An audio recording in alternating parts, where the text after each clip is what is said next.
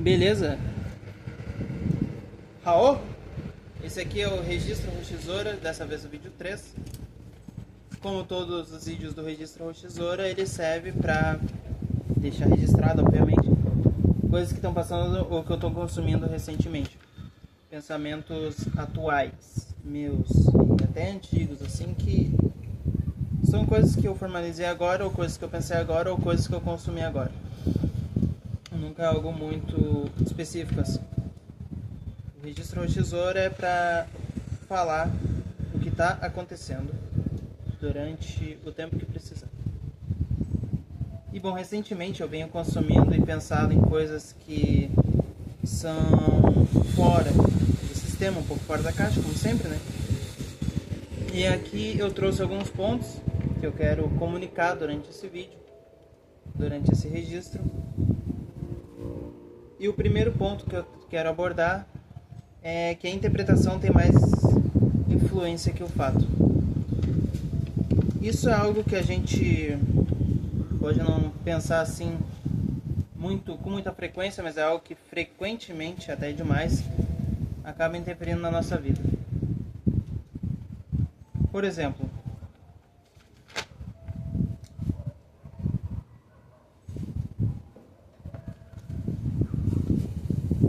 quando acontece um evento na natureza, ele é um evento objetivo, um fato que aconteceu, um fato de algo que aconteceu. A interpretação que a gente dá é o que vai definir o como a gente vai agir em resposta àquilo. Isso, inclusive, traz um outro ponto, que é o que a gente interpreta como algo bom e algo ruim. Me lembra daquela cena do Megamente, que o Isaac me atrapalhou de gravar o vídeo, mas agora vai ficar assim. Tá. Isso me lembra daquela cena de Megamente, em que o Megamente simplesmente ele é criado na prisão, e lá os prisioneiros ensinam ele a interpretar o mundo de uma certa forma, que é a diferença entre o certo e o errado, que o próprio fala durante o filme, né? E aí dizem lá que o policial, mostra uma figurinha do policial, o policial é a coisa errada e sair roubando assim é a coisa certa. Lógico que a gente está levando para o extremo, a gente sempre vai querer algo que atenda ao máximo de interesses em comum, e normalmente isso envolve segurança, saúde, o bem-estar geral assim. Isso aí tá tudo bem, não tem nenhum problema, né? Mas a interpretação tem mais influência que o fato. E por que é importante saber e lidar com isso? Por causa da forma em que a nossa interpretação ela é moldada dentro da gente. Isso me lembra de um outro anime, no caso, que é do garoto mais fraco da cidade das pessoas mais fortes do mundo. É um anime de fantasia e tal, e de comédia, mas ele aponta muito bem para essa questão do jovem, Lloyd, eu acho que é o nome dele, que o cara é forte, até demais, pro padrão assim do mundo comum, só que como na vila dele ele sempre cresceu se achando mais fraco, mais fraco, porque na vila dele de fato ele era mais fraco, só que lá só tinha pessoa poderosa nível Goku, ele se sentia fraco. Isso transparece assim na forma como ele se relaciona com as pessoas. Então, se a interpretação tem mais influência que o fato, mas o fato, vamos considerar aqui que o fato é o que importa. Então, como é possível, e se é que é possível, alterar a nossa interpretação? Porque alterando a nossa interpretação, eu estava vendo o livro, inclusive vai ficar na descrição do vídeo, que é a Biblioteca da Meia-Noite. E se trata de um livro que é muito importante, muito útil, aliás, para lidar com questões de culpa. Ele se passa na Biblioteca da Meia-Noite, em várias idas da personagem principal. O que acontece? Eu estou passando por um momento agora que eu estou lidando com a questão da culpa, não só por causa da Biblioteca da Meia-Noite, mas sempre foi uma coisa que eu tive que lidar ao longo da vida. E recentemente eu tenho realmente percebido várias coisas que tá chegando num ponto assim de despertar. para eu mudar essa chave na minha vida e ter um desbloqueio, um avanço real na minha vida. O que acontece? Na última parte agora que eu li do livro, me trouxe uma reflexão interessante, que é a mudança da interpretação em 2 ou talvez mais patamares. No caso, a interpretação, a mudança imediata à ação, uso um hífen, e profunda transmutação, também com hífen. Palavras com hífen normalmente são palavras que para descrever conceitos que estão ligados só que com 2 palavras separadas, mas que é para definir um novo conceito. O alemão, inclusive, seria bom para isso, porque dizem que ele é bom para misturar conceitos e criar novas palavras. Mas enfim, uma ação imediata que eu ou qualquer pessoa que estiver assistindo o vídeo, que provavelmente é poucas pessoas agora que estão assistindo, mas ele está aqui porque é meu registro, o tesouro. Talvez em outra vida, se eu estivesse aqui falando de forma eloquente, assim, não tivesse perdido o fio da meada, sabe? Da primeira vez que eu tentei gravar o vídeo. E como eu tô gravando agora, provavelmente eu nem ia estar gravando o vídeo, porque eu ia estar em uma outra sequência de eventos, por causa do efeito borboleta. Eu ia estar numa outra vida, numa outra ramificação da vida, e que não aconteceu. Então não importa, não tem sentido se preocupar com ela. Tipo aquele doente ali rindo, eu vou falar mesmo que ele tá rindo, porque não importa, numa outra vida em que eu não tivesse falado, talvez ele não tivesse rido, tanto faz, sabe? O que importa é o que aconteceu, e o fato, ele é mais importante do que a interpretação.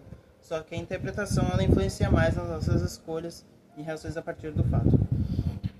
Então, em imediata ação, pode pegar uma ideia simples, sabe? Algo que tu consegue puxar numa frase pra dizer, caramba, isso aqui realmente importa.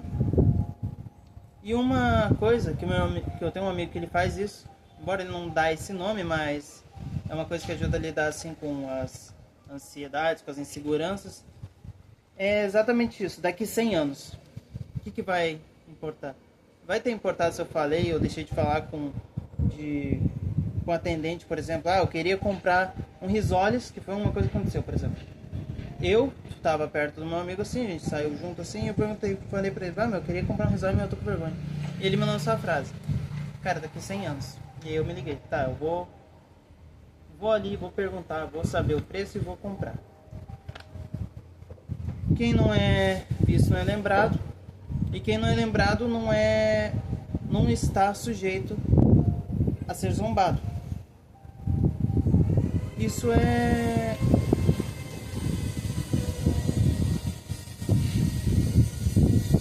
uma coisa para refletir assim, quando as pessoas estão zombando de ti, 100% na verdade das pessoas que zombam de alguém que está fazendo algo que não está perfeito, na verdade estão com inveja. Isso é o padrão assim da psique humana quando as pessoas têm a mentalidade fraca. Lógico, daqui a pouco vai que o meu vídeo aparece para alguém que não é do meu grupo familiar assim, e a pessoa vê e começa a zombar do vídeo. Cara, sinto muito, mas literalmente é um problema de inveja na tua mentalidade que tá fraca. E sim, eu me sinto inseguro de falar isso, mas eu tô falando. Já aprofunda, então, isso aqui, ó. A imediatação é um conceito que tu puxa rápido, uma ideia, uma frase que tu pode puxar rápido para resolver uma insegurança momentânea e imediata ação. Tanto a imediata ação da insegurança quanto a imediata ação da mudança de interpretação. Já a profunda transmutação, aqui é o objetivo que eu tenho. Eu descobri recentemente que eu tenho um problema sério de autoimagem, de autopercepção, e isso influencia em como eu reajo à vida, de uma forma que eu não gostaria de admitir que influencia tanto. Então o que eu preciso passar, infelizmente, é um processo de profunda transmutação da minha autoimagem. O que isso significa, afinal? Significa que enquanto eu não destruir essa lente interpretativa e reconstruir uma nova, mais voltada para os fatos, para a objetividade, para algo que tu pode olhar numa linha assim e tu vê, putz, é algo zoado. Mas quando tu vem por essa outra linha assim, tu vê, caramba, isso é algo muito legal. Esse vídeo é um exemplo, tá totalmente ridículo, mas ele tá aí. E se ele não tivesse aí, se fosse um perfeito no campo das ideias, um perfeito que não existiu, então é um lixo, não serve pra nada. Um lixo que existe é melhor do que um perfeito que não existe. Básico, tá ligado? Uma coisa que... Gente, é muito nervosinho por coisas que não fazem sentido. Então eu preciso fazer essa profunda transmutação em mim para eu conseguir ter avanços na minha vida. Porque a minha autoimagem tá distorcida, tanto por questões de familiares, questões assim que eu tive na rua, sabe? A própria escola assim foi uma coisa que mudou bastante essa visão distorcida de mim mesmo. E se alguém estiver vendo esse vídeo que não seja do meu grupo social assim, que no caso é uma pessoa e mais minha mãe e um outro amigo, cara, pensa nisso, pensa na forma como tu interpreta o mundo. Tá mais alinhada com o que realmente faria sentido? Isso é algo que vai te deixar feliz? O jeito que tu tá interpretando o mundo agora, nesse instante, ou o jeito que tu tá interpretando a si mesmo, quem sabe? Porque é a forma que tu vai reagir conforme tu acredita que tu tem que reagir, e tá dando bons resultados. Resultados práticos, infelizmente, eu não queria admitir isso, mas são o que realmente importa.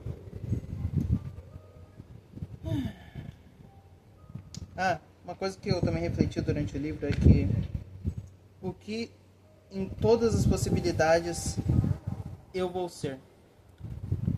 E a resposta é eu mesmo.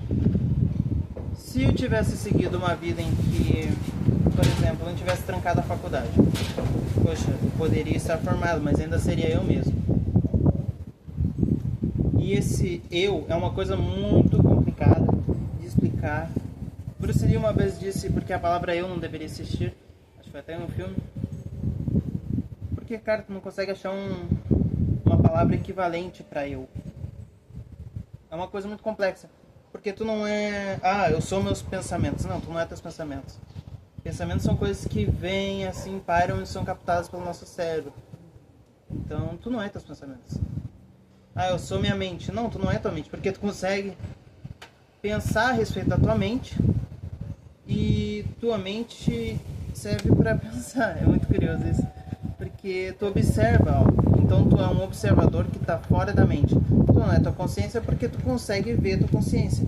Então tu é tu, eu sou eu. E é por isso que, tipo assim, não tem palavra equivalente. Porque o eu sempre vai ser eu.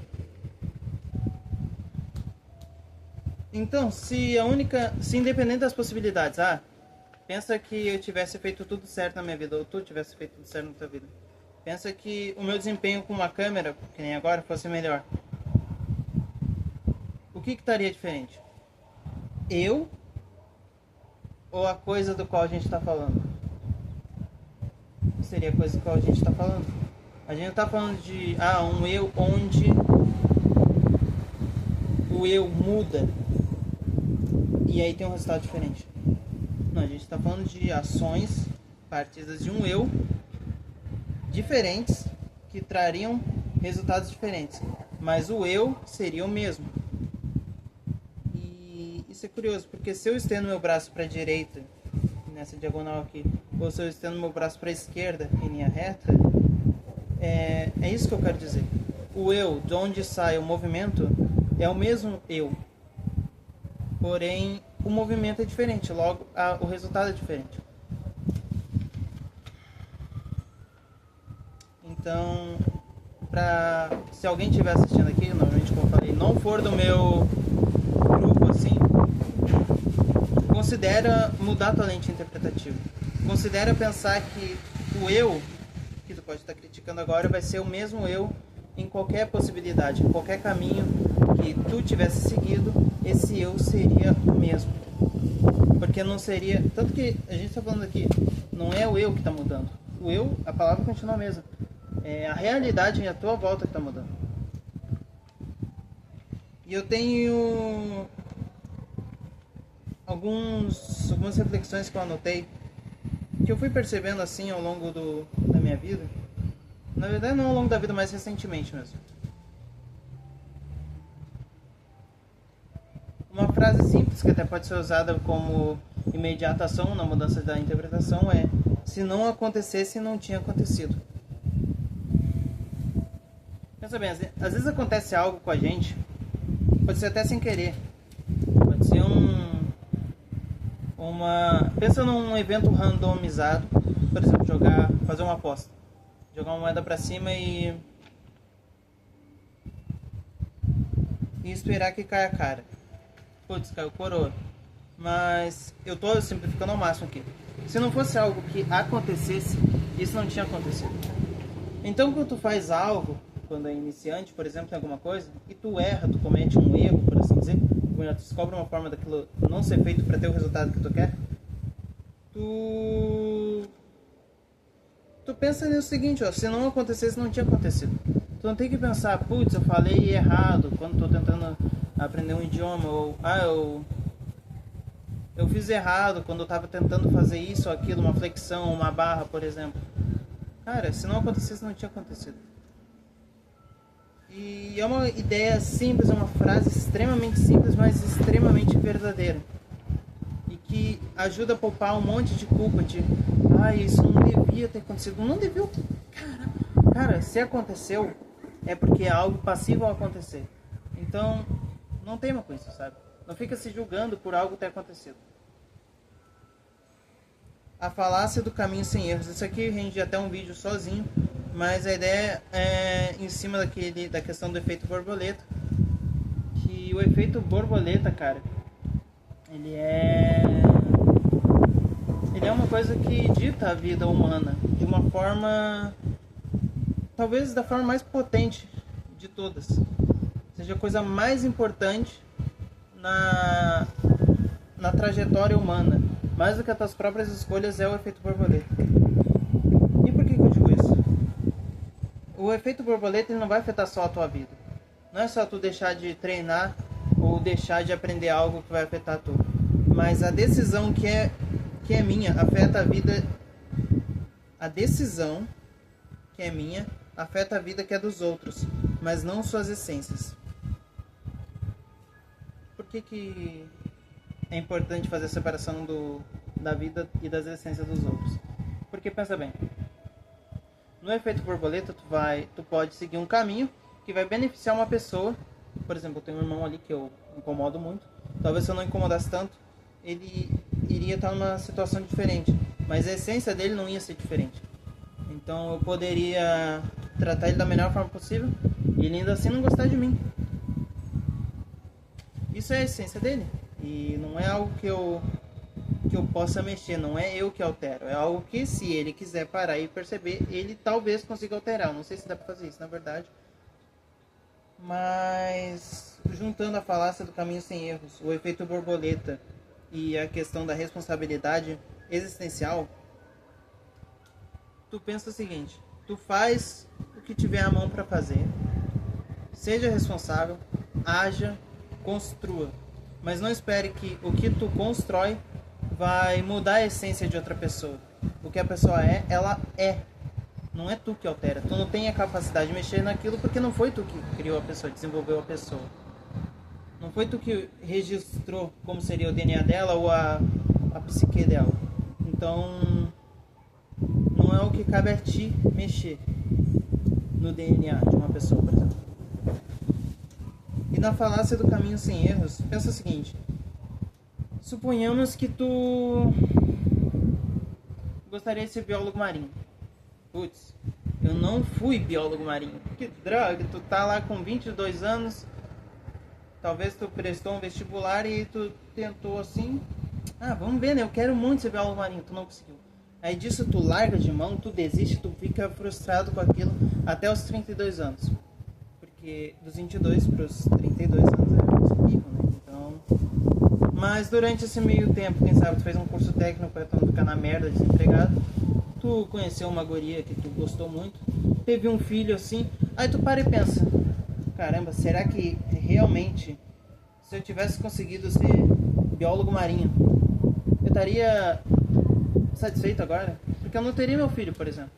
O desvio do trajeto levou a uma consequência positiva. Uma coisa que eu achava terrível, que eu queria fazer da minha vida, levou a uma consequência positiva. E tu vai dizer, tu vai virar pro teu filho assim e falar, putz, filho, eu preferia ter sido biólogo marinho do que ter tido tudo. Tu não vai fazer isso. Por exemplo, eu cometi vários erros e desvio de trajeto. Eu queria uma coisa, tô fazendo outra, eu falei no vídeo passado. Mas se não fosse isso, eu não estaria, por exemplo, agora tratando com psicólogo. Talvez se eu fosse mais prático demais, eu não estaria tendo essas percepções que eu tenho agora. Se eu não tivesse os meus problemas que eu tenho, eu não teria as soluções também que eu tenho. Então, pare de reclamar sobre os erros, os desvios de trajeto. Eles são importantes e eles fazem parte da história.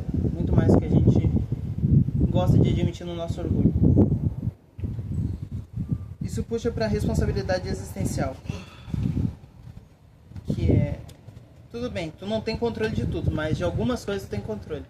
Faz um bom uso desse controle. Poxa, eu vou ficar, por exemplo, o TikTok, o Instagram e o YouTube Shorts. A gente sabe que a gente consegue tirar algumas coisas legais dali. Não vou dizer que não, só que tu consegue tirar algumas coisas dali legais. Só que tu tem que tirar um tempo pra aplicar. Caralho. Tu tem que tirar um tempo pra aplicar essas coisas legais. E normalmente a gente faz o quê? A gente não tira esse tempo, a gente só vai vendo mais e mais coisas legais.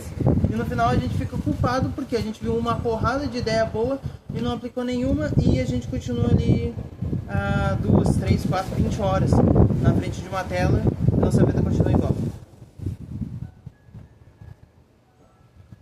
Eu quero abordar também sobre a rotina mínima e o meu plano, o meu plano para ter mais sabedoria. Só que eu acho que isso vai ficar para amanhã, porque esse vídeo já tá bem longo. Eu ia até falar, só que como o celular caiu, né? Eu consegui ver que o vídeo tá bem longo. Bom, o registro de hoje acaba agora. Eu vou deixar na descrição do vídeo um link para comprar o livro da Biblioteca da Meia-Noite. Eu recomendo. Tô gostando, é emprestado, mas eu tô lendo, eu tô gostando bastante. E fica aí a sugestão, beleza? How?